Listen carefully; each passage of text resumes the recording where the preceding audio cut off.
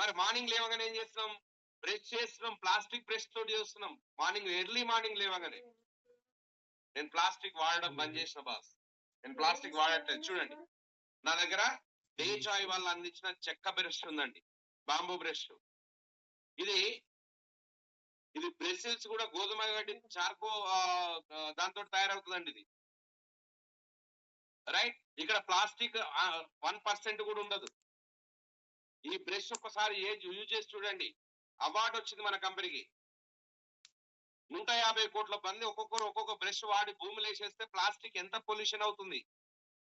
కాబట్టి మంచి ఆరోగ్యవంతమైన బ్రష్ తయారు చేసినందుకు మన కంపెనీకి అవార్డు వచ్చిందండి. ఒకసారి బ్రష్ చేసి వాడి చూడండి. ఇంకా కొన్ని అడ్వర్టైజ్మెంట్ చూస్తూ ఉంటారు టీవీలో, దగ్గరకు రా అంటా ఉంటారు. అదేంటో క్లోజ్ అప్ ఏంటో. మరి ఆ పేస్ట్ ఎంత బాగుంది అనేది ఒకసారి చూడండి, ఎంత కెమికలైజ్ ఉంటుంది అనేది. మన దగ్గర మంచి ఆయుర్వేదిక్ పేస్ట్ ఉందండి.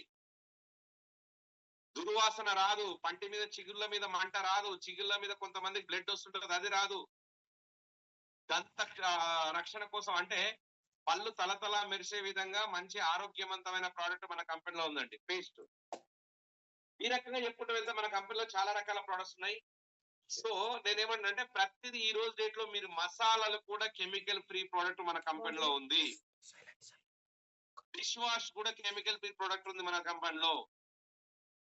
హ్యాండ్ వాష్ కూడా కెమికల్ ఫ్రీ ఉంది. ఈ రోజు డేట్ లో మనకు కావాల్సినటువంటి అన్ని రకాల ప్రొడక్ట్స్ కెమికలైజ్డ్ వాడుతున్నాము. మన దగ్గర కెమికల్ ఫ్రీ ప్రోడక్ట్ ఉంది, పారాబిన్ ఫ్రీ ప్రోడక్ట్ ఉంది. సోప్ లో 78% టీఎఫ్ ఉందంటే మీరు ఆలోచించండి బాస్, ఎలాంటి ప్రోడక్ట్ ఉన్నాయనేది మన కంపెనీలో. సో ఇలాంటి ప్రోడక్ట్స్ మన కంపెనీలో జనరల్ ప్రొడక్ట్స్ ఉన్నాయి.